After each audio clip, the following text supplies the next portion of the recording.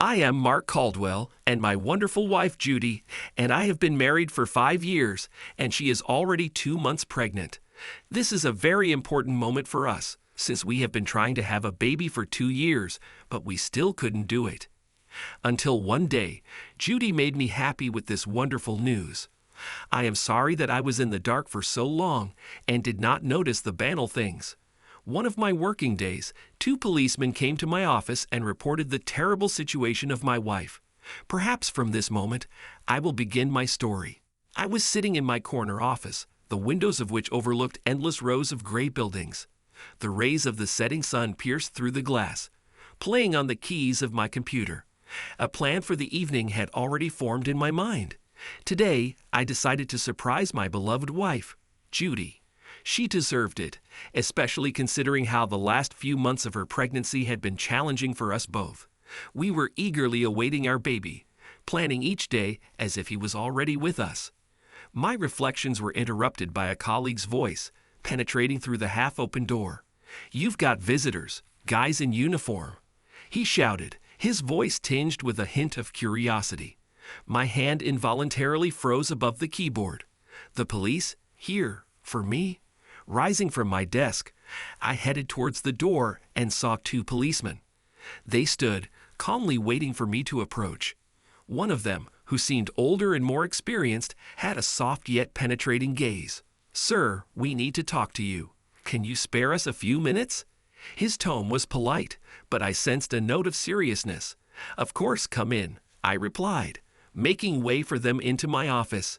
Having seated them and taken a seat opposite, I awaited further words. "We've come to you with unfortunate news. Your wife, Judy, has been hospitalized. She is in a critical condition." The elder one started without preamble. The world around me froze. What? How could this happen? She was at home on maternity leave. My words burst out involuntarily. I couldn't understand how my wife, whom I had left in the morning happy and healthy, suddenly ended up in the hospital. "Don't worry. She was taken to the hospital by a man named Christopher Campos." "Do you know him?" the policeman continued. The name meant nothing to me. Who was he? And what was he doing with my wife? "No, I don't know him." My response was brief. My thoughts were jumbled, and I tried to gather them together to understand what was happening. Could he be a brother or a distant relative? "We just need to understand whether this was an accident or intentional harm," one of them said. "How could I ever harm my wife, especially considering we are expecting a child?" "I swear," I responded, and the policeman offered to take me to the hospital to find out the examination results. I agreed without hesitation. Rising from my desk, I took my belongings. One question spun in my head. What is even happening? As soon as we arrived, I literally burst out of the car and ran to the main entrance, barely listening to the police officer's instructions to follow them. Inside the hospital, the smell of antiseptic and medicine immediately hit my nose, causing me to hold my breath for a moment. We approached the reception, where the police officers introduced themselves and requested information about Judy's condition.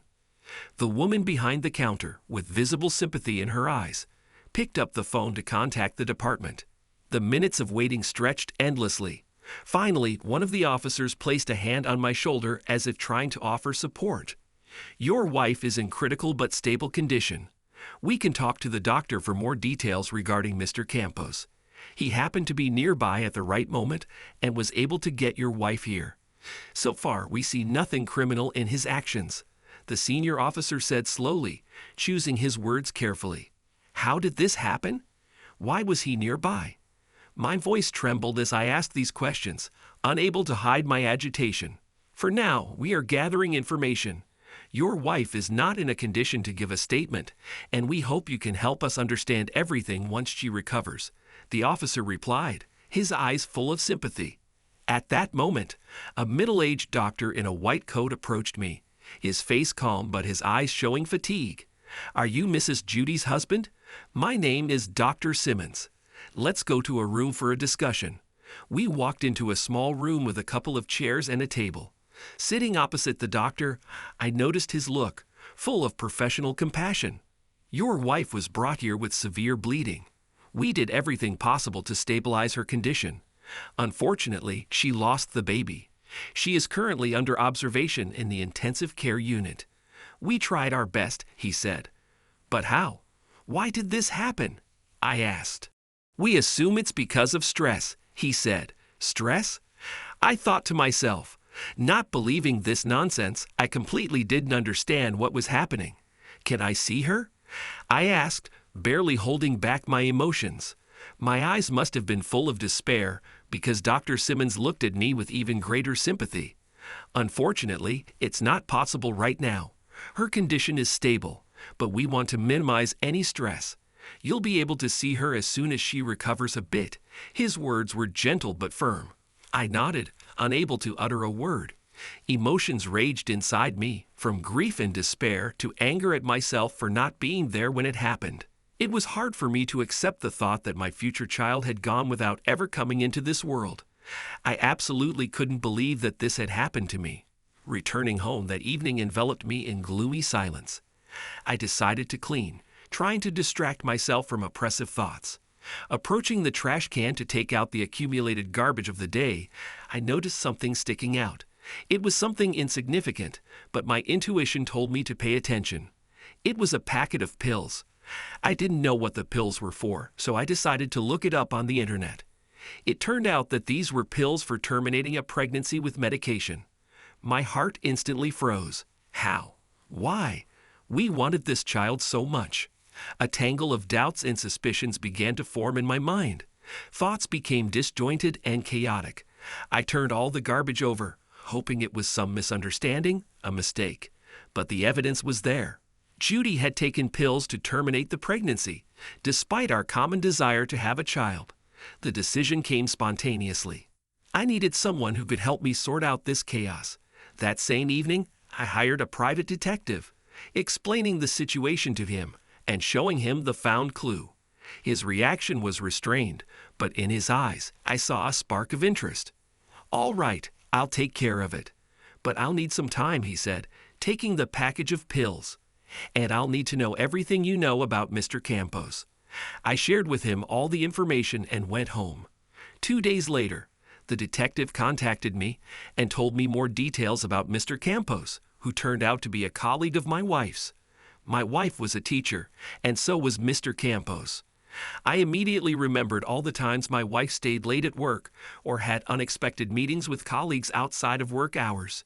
Thank you, Mr. Bird, you've been a great help. I thanked the private detective and said that I would definitely call him if anything came up. The next day, Judy was finally supposed to be discharged from the hospital. Mixed feelings wrestled within me at the thought of meeting her. On one hand, I felt relieved that she was all right and could come home. On the other, I realized that she most likely had an affair with her colleague.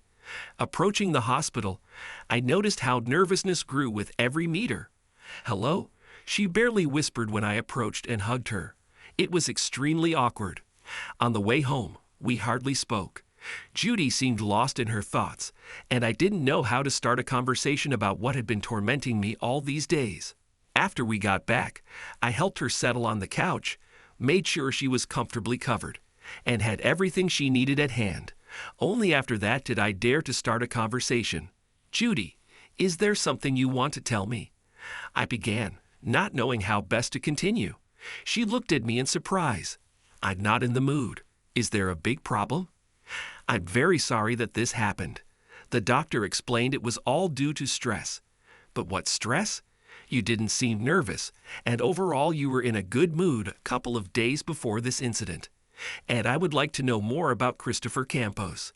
At the mention of that name, her face changed. Chris is our new neighbor. He just happened to be nearby when I felt ill. Please don't think badly of me. Her voice sounded pleading. I understand. Just after everything that has happened, I feel so helpless. I want to understand, Judy. I want to help, I said, trying not to lose my composure, realizing that she was lying to me about Chris. The only help you can provide is if you keep quiet. She covered my mouth, and I fell silent. I understood that she had likely undergone a difficult surgery, but I couldn't shake off the feeling that I was to blame for everything. I decided not to tell her about my discovery in the trash bin, opting instead to wait until she fell asleep. A couple of hours later, when Judy finally fell asleep, I started to check her personal belongings in her bag, which she took to the hospital. I found nothing suspicious, except for a small pocket that closed with a thin lock. I pulled at it and discovered a deep pocket at the bottom of the bag from which I took Judy's medical document that I had never seen before. It contained the results of a DNA test that Judy had secretly taken a couple of weeks ago, a fact I deduced from the date. With a trembling heart, I opened the envelope and began to read. What I saw on those pages turned my world upside down. The child was not mine. I realized that not only had my wife been unfaithful and gotten pregnant by another man, but she had also destroyed lives. It was a nightmare. Unsure of what to do, I first headed to Judy's former workplace the next day to meet with her boyfriend. I told Judy I was going to work, but would be home late. Upon arrival, Mr. Campos' colleagues informed me he was on break, likely having lunch at a cafe across the street. Without hesitation, I crossed the road and spotted Mr. Campos at the end of the hall, sitting with a young student, engaging in a pleasant conversation, laughing, and exchanging glances. I approached their table. "Miss, good afternoon. May I have a moment to speak with Mr. Campos privately? We have a very urgent matter to discuss." Mr. Campos had no chance to object as the friendly student gave up her seat, and I found myself sitting across from my wife's lover. "Mark, what a coincidence. So glad to see you. It's just unfortunate that I have to leave now. Otherwise, I'd be happy to chat," he said, preparing to stand up. But with a swift motion, I grabbed his hand. "Hold on. We've just started, Mr. Campos. I have just a few questions for you." Mr. Campos realized my seriousness and sat down quietly, not attempting to resist. I placed the DNA test documents right in front of him, ensuring he couldn't lie to me. "Maybe you can explain what this is." "Well, those are medical documents," he replied. "I'm not stupid. Don't waste my time and yours," I said. Mr. Campos had always been an inconspicuous man. I had seen him many times before, but would have never thought such a person would dare to sleep with another man's wife. He was cowardly and somewhat naive. I was surprised that my wife had such poor taste in lovers. It only took a few minutes for Mr. Campos to lay all his cards on the table and tell me everything that had happened with my wife. As it turned out, it all started more than 8 months ago. Mr. Campos claimed that Judy was the first to show signs of interest in him, and after that, they began to communicate via social media, eventually meeting daily for pleasant conversations. Within a month of such meetings, their relationship became sexual, and they shared a passion. You see, I didn't want it to turn out this way. I thought we'd have sex once and then forget each other, but things went too far. You probably won't believe me, but she blackmailed me, saying if I didn't come to her, she would tell you everything, he said. "Okay, what were you doing in my house last week?" I asked him. "I came to your house because the DNA test results came in, and Judy was very upset that the child wasn't yours, sir," he said. "Upset?" I asked. "Yes, she was very upset, so she took a whole pack of pills," he said. "Strange. Then why did the doctor tell me it was because of stress?" I thought to myself, realizing the doctor had withheld information from me. His days were numbered. But first, I had to deal with Mr. Campos. "So what happened in the end? Did you break up with her?" I asked him. "Yes, but she keeps writing to me," he said, showing me his phone with at least 23 messages from Judy and 5 missed calls. Opening the chat, I realized Judy had invited him over to the house, wanting to apologize for her breakdown that day and her hospitalization. I read a small part of their conversation and realized that Mr. Campos was not lying to me, and Judy was indeed the initiator of all their meetings. I was horrified at the thought of living under the same roof with someone for 5 years and not knowing them at all. I trusted her so much that I couldn't even imagine such a thing. While I was reading the messages on Mr. Campos' phone, Judy unexpectedly called his phone. Mr. Campos asked me not to answer it, but I told him to pick it up and agreed to meet her. Mr. Campos looked at me in surprise, but ultimately did as I said. He answered the call and put it on speakerphone. "Hi, Chris.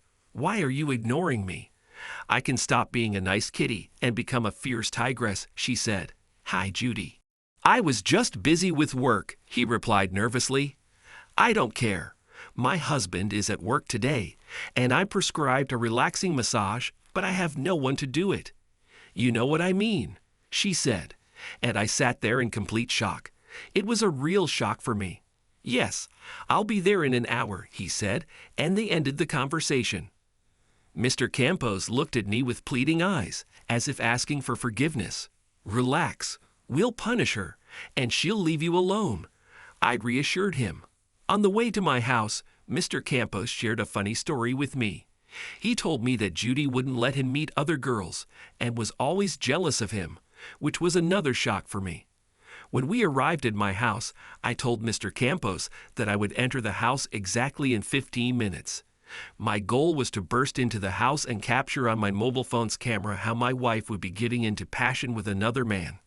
While Mr. Campos went to my house, I decided to call a divorce lawyer and described my situation to him. He informed me that he would prepare all the documents and I could come and pick them up tomorrow. He also mentioned it would be better if my wife voluntarily signed these documents. I said I would try to achieve this. Time passed. I turned on the camera and went into the house. I approached the front door and opened it abruptly and caught my wife sitting on Mr. Campos in the living room and kissing him. She only managed to quickly get off her lover and exclaim, "What the hell are you doing here?" The tension was palpable in the room when I sat across from Judy and Mr. Campos at the opposite end of the couch. Her gaze was filled with anxiety, and my heart pounded as if it wanted to burst out. "Judy, I know everything," I began, trying to keep my voice calm, but it trembled with accumulated emotions. She looked at me with her malicious gaze. "And that's all you have to say, after everything you've seen and captured on camera? Don't you see that this man barged into our home and started harassing me?" She began to spout utter nonsense, and I realized she was slightly out of her mind. It was unpleasant to listen to her, but she was unaware that following my lawyer's advice, I had also turned on the audio recording. "I found these birth control pills after you were hospitalized and the results of the DNA test." I slowly pulled an envelope from my sweater pocket, proving that the child was not mine. Her eyes widened in surprise and fear, looking at the envelope in my hands. "How can you explain this, Judy?" My voice sounded harsher than I expected. Mr. Campos sat next to us and was in shock. It was hard not to notice that he was shaking. She was silent for a few moments, as if trying to find the words. "What kind of forgery is this, Mark?" she began, her voice quivering. "Are you trying to frame me? Don't you believe that the child was yours?" I couldn't recognize my sweet, kind, and sincere wife, Judy, who once meant everything to me, now drifting further and further away. "What about the DNA test, Judy? How do you explain that? Or do you want to say that the doctor's seal and signature are fake?" The words burst out of me, and each one felt like a stab. Judy's mood quickly changed. She froze, and tears began to roll down her cheeks. "I didn't want you to find out like this. I thought I could fix it, that we could be happy and have another child.